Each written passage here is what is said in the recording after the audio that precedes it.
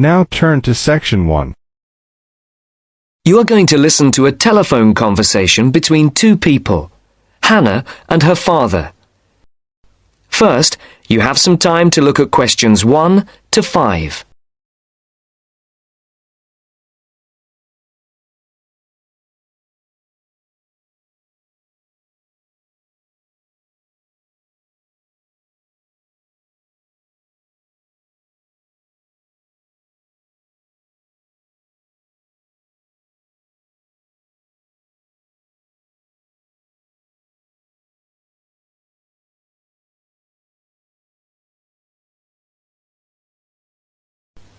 Now the test will begin.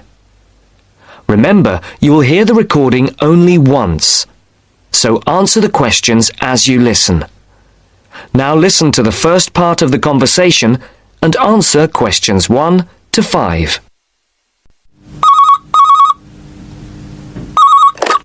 Hello, 992846. Dad, is that you? Hannah? Dad, I'm phoning... The line isn't very clear. Yes, I know. I'm on a mobile and the signal isn't very good. I'll see if I can move. Is that any better? Yes, that's much better. Just don't move. I'll try not to. Have you found a place to live yet? Yes, I think I have at last. Wonderful. I'm relieved because I'm fed up looking. I didn't think it was going to take me 3 weeks. It hasn't been easy for you. I suppose it's the beginning of the academic year, and you have all the new students looking for places as well. Yes, that's one reason. But this place is also full of new technology companies, and there are lots of young people looking for somewhere to live. And you know what that means. Higher rents as well. Yes, much higher. Well, tell me, how much is it? It isn't cheap for this area. It's £400 a month. That's much more than you had expected. Yes, it is. But I can't face looking anymore. I want a place where I can put my things instead of living out of a suitcase. I don't want to stay in this hotel any longer. I guess not. So, what's the new place like? Oh, it's really, really nice. Oh, good. It's in a very quiet street. It's a second-floor flat with 1 double bedroom, a large living room, kitchen and toilet and bathroom. Sounds very nice. Oh, it is. And guess what? Yes? It's got a small roof terrace looking onto the garden at the back. Great. And it's big enough to have my plants and a small table and chairs. Brilliant. Before the speakers continue their conversation, look at questions 6 to 10.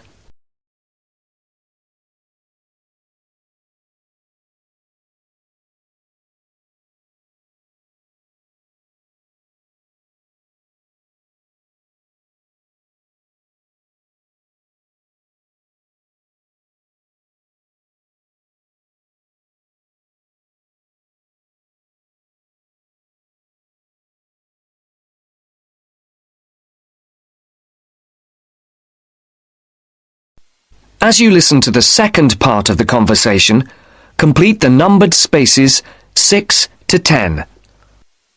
Now, what's the address? It's 22B White Hart Road. 22E. No, 22B. B for banana. Right. And it's White Hart Road? Yes? And the postcode? Oh, you know, I don't think I've got it. Okay. No, here it is. It's EX15 9RJ. This line is bad. Is that EX50? No, it's EX15. Okay. I don't think I know the road. It's a side road, but you do know the area because it's off Garrett Lane. Oh, right. Which end? The other end from the stadium? So, it won't be too noisy then? You can still hear it from here when there's a match on. When are we going to see you? Well, I was going to come down on Friday evening after work, and then we could bring my things by van on Saturday afternoon. I want to move all of my stuff out, to give you and Mum more space. We'll need to hire a van then. It's okay. I'll pay for it. No, don't worry. It'll be a gift from your mum and me. Oh, Dad, it's okay. No, I won't hear of it. We'll pay. All right. Thanks, Dad. And if you're taking everything, we might need to hire a container lorry. Oh, Dad! I'm only joking. I know. I'll hire the van for the Saturday then. I can pick it up first thing in the morning. Right. And then return it in the evening. Are you sure you don't want to stay overnight? No, I'd best get back the same day. You know what your mum's like. She'll only worry. If I remember rightly, it's about 3 hours by road? Yes, roughly. Well, if we leave by lunchtime, we'll be there mid-afternoon. Okay. Then a couple of hours to unpack. Then? We could go to a nice restaurant round the corner. Definitely. My treat. You're on. But I'll have to be away by about 7:30-ish. Okay. Right then. Mum wants to have a word. I'll see you Friday. Bye, Dad. I'll hand you over to her. Bye. That's the end of section 1. You now have half a minute to check your answers.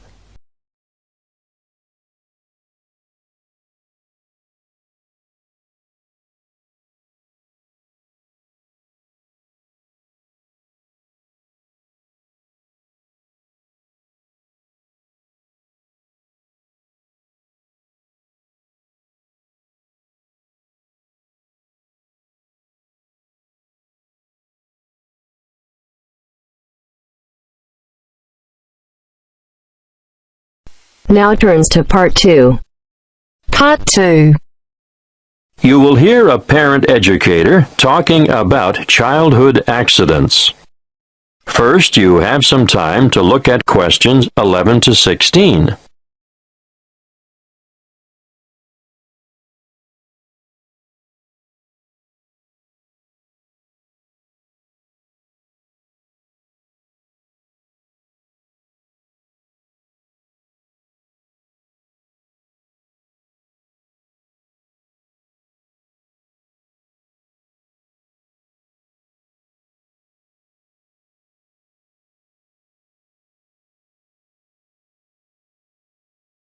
Listen carefully and answer questions 11 to 16. I'm sure you are all aware that babies, infants, and children are exposed to an enormous number of potentially serious accidents all the time. Accidents where vehicles are involved are always awful, but particularly so when children are injured. Now, of course, most should never happen, but unfortunately, the casualty lists increase every year. It still surprises me that so many youngsters fall from shopping carts, for example. With small children, however, the highest proportion of accidents will occur inside the house or in the backyard. Many of the risks are obvious, but are often ill-considered, even in well-organized homes. Older children are exposed to a greater number, for they are also open to the hazards of the adult world. This should be kept well in mind by parents. Education is vital. There are some very good television shows which do the job quite well, but children should be educated from the moment they learn to crawl.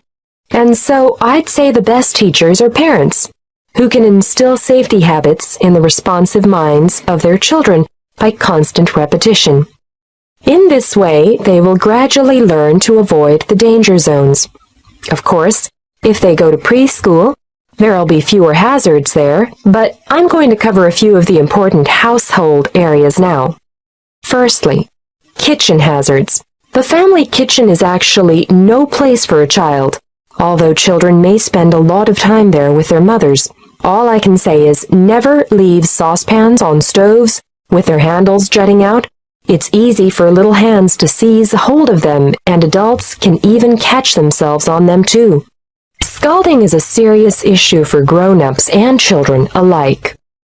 If you are transporting dangerous items about the kitchen, always look to see where children are standing. Hot items are naturally high risk.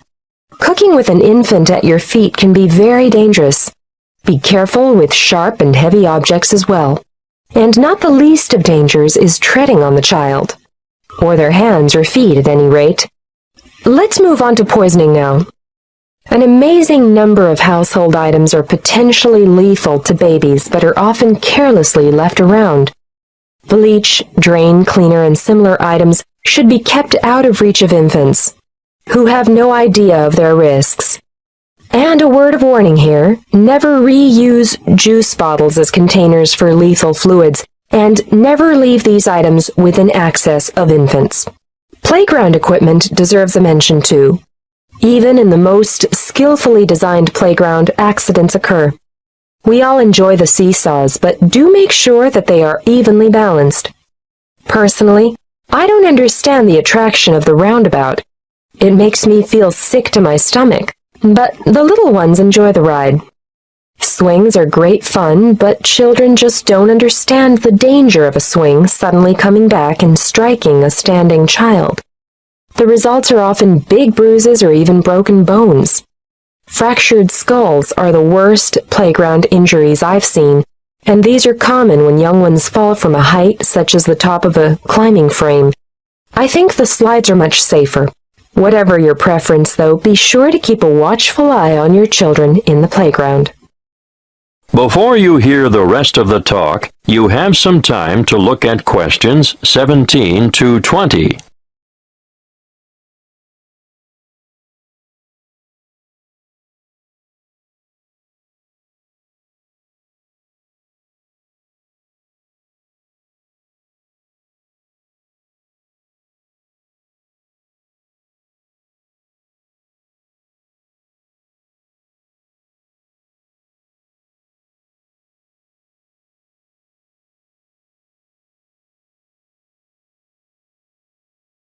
Now listen and answer questions 17 to 20.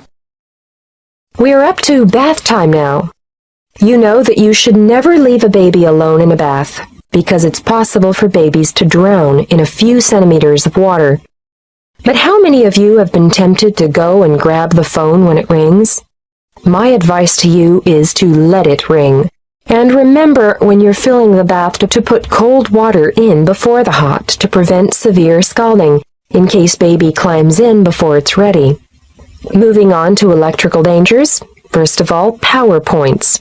These have a fascination for toddlers, and they'll shove things into the holes like hairpins, nails, screwdrivers, you name it. Points should always be fitted with protective plugs to prevent this.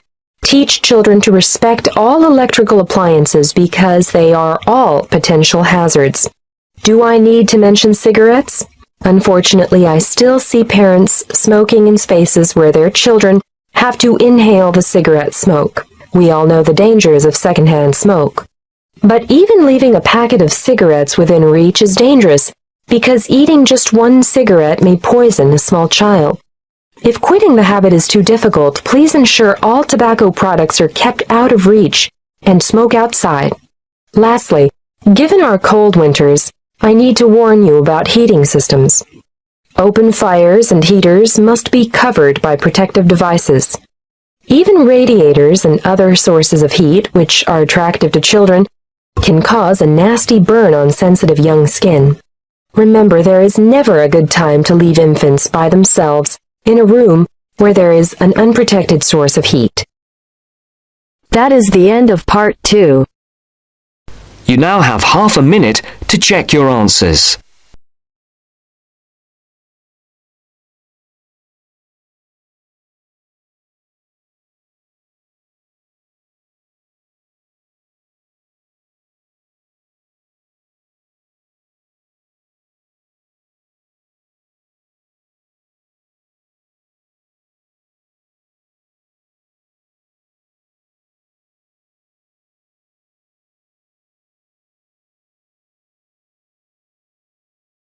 Now turns to part 3. Part 3. You will hear a discussion among 3 students who are organising an international film festival at their college. First, you have some time to look at questions 21 to 24.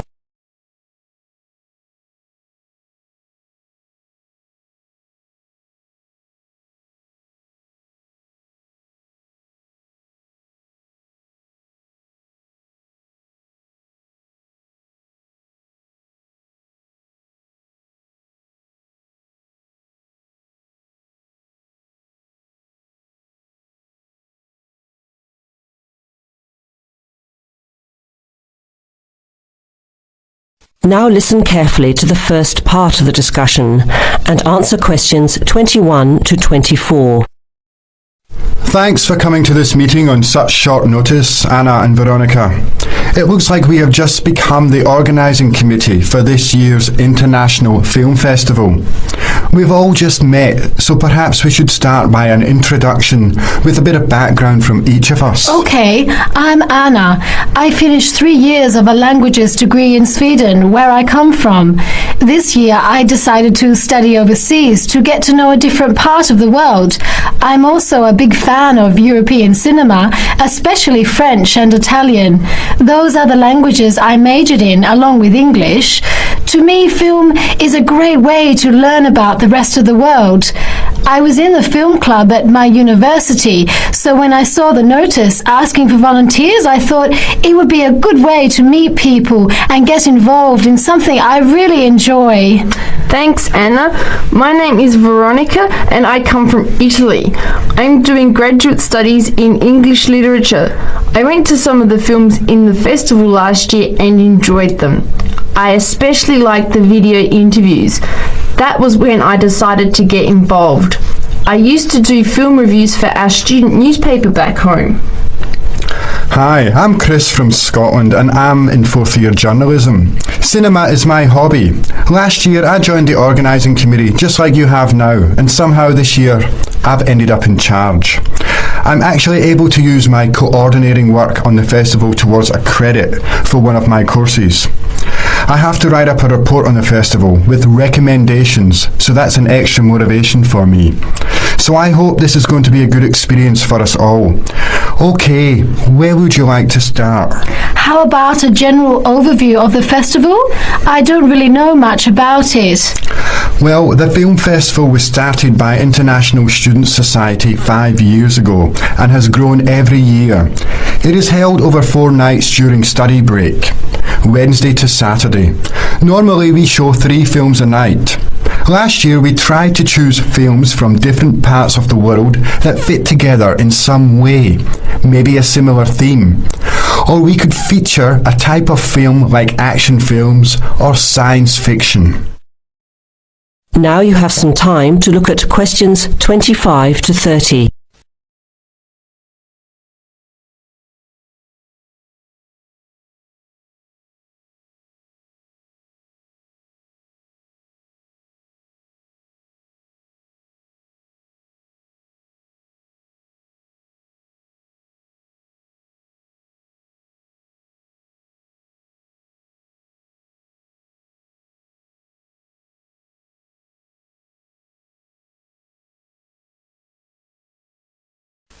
Now listen to the rest of the discussion and answer questions 25 to 30. Who picks the films? It's up to us on the committee to decide. You mean we get to pick all the films ourselves? What a hard decision. There are so many to choose from. Well, that's the fun part. We have this catalogue of independent distributors. The films are listed by language and have a short summary. We just have to go through it to find a good combination of films that will attract an audience. Veronica mentioned something about interviews. How does that fit in? We set up cameras in the foyer of the theatre and did live interviews before, during intermission and after the screening. Anyone from the audience could come up and talk about the film. The Broadcasting and Journalism School set it up and ran the interviews. They were shown on big screens around the lobby and in the theatre. It went over really well. We had a long lineup of students waiting to be interviewed on TV. Everybody wanted their minute of fame. Great idea. Yeah, it worked really well. We should certainly do something similar again. Maybe even develop the idea further, like a website with audience reviews and discussion, so we can get as much participation and involvement as possible. Hey, that's a good idea. Can I ask a question? None of the films are in English, right? Are they dubbed or subtitled? Well, we do occasionally choose a film in English, but only from unusual places where the dialect is so strong they sometimes need subtitles, like the Caribbean or even Scotland. The majority of films in the festival are foreign language, dubbed in English. We've learned from experience that students don't like reading subtitles. Maybe they read too much already. Whatever the reason, the subtitled films get smaller audiences, so we avoid them as much as possible. So how large an audience can we expect, and how much does it cost to get in? It costs $5 per film, or a $20 pass for the whole event. All 12 films for the real movie fan. We would have broken even last year, except for a bad storm on the Friday night. We almost had to cancel the whole thing. But overall, we had a good turnout. More than 2,000 people in 4 days. Oh, that's what I was wondering about. The financial part. Where does the funding come from? What kind of budget do we have? The festival is subsidised by the Student Council. We generate money through advertising and through admission charges. We'll go over the budget in details a little later, but we've got lots of work to do in the meantime. I guess we have to start pretty soon. Well, I think by the 1st of March at the latest. We need to select all the films. Then we have to find some advertisers to sponsor the event. That shouldn't be too hard. We'll just start with last year's list. Our deadline for that should be the middle of March. By the end of March, we need to design the programme. Then we can get posters made up and distributed in April. Like you said, we need some clever promotion, something to generate interest and get people talking. We have 4 months to get ready. It should be enough time. Okay, where do we start? Let's start by talking about films, since that is the best part, and see what we come up with. What was the best film you saw last year? That is the end of part 3. You now have half a minute to check your answers.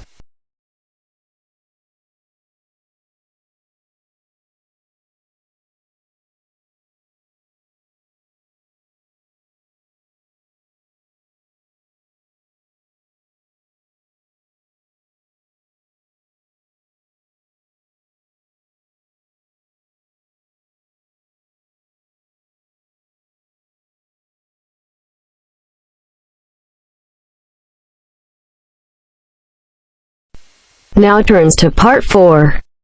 Part 4. You will hear a talk given by a lecturer in the Environmental Studies Department on agriculture and environment. First, you have some time to look at questions 31 to 40.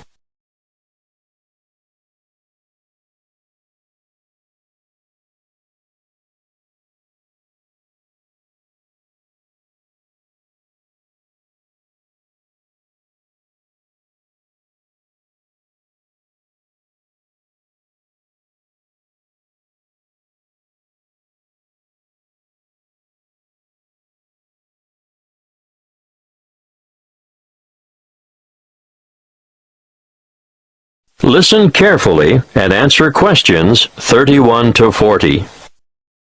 Welcome to this lecture on agriculture and the environment. I hope it is enough to make some of you decide on a career in the field of agricultural science. As you all know, food is a basic human need, and producing enough of it is the single greatest challenge facing the modern world. Developing nations have rapidly expanding populations, so agriculture should be central to any development agenda for those countries. What's more, 75% of people in the developing world are dependent, directly or indirectly, on agriculture for their livelihood. And for many low-income countries, It's the most important sector of the economy, accounting for 50% of GDP, and sometimes it's the primary, if not only, source of foreign currency. Now, of course, when I talk about agriculture, I am using the term to encompass more than just growing food crops. Of course, livestock farming, fishing, and forestry are included. In order to combat wide-scale food shortages, agricultural research programs are underway in many areas. Using science is one way to increase productivity. But, a word of warning, agriculture must also be sustainable. Let's look at approaches that are not sustainable. Firstly, overgrazing and intensive cropping are two ancient but destructive practices that lead to loss of soil fertility. Secondly, the modern idea of liberal application of chemical pesticides and herbicides has had disastrous consequences for the health of the land, ranging from the pollution of water sources to the destruction of wildlife. These practices have ignored the mechanisms that sustain ecological communities. Ignorance has led to the destruction of the very biodiversity that is essential for sustainable food production. However, introducing new agricultural techniques, especially things like genetic engineering, can be difficult because many people remain suspicious of the fact that plants have had their genetic material modified by scientists. Biotechnology has also led to the dubious practice of bioprospecting, or, as some prefer to call it, biopiracy.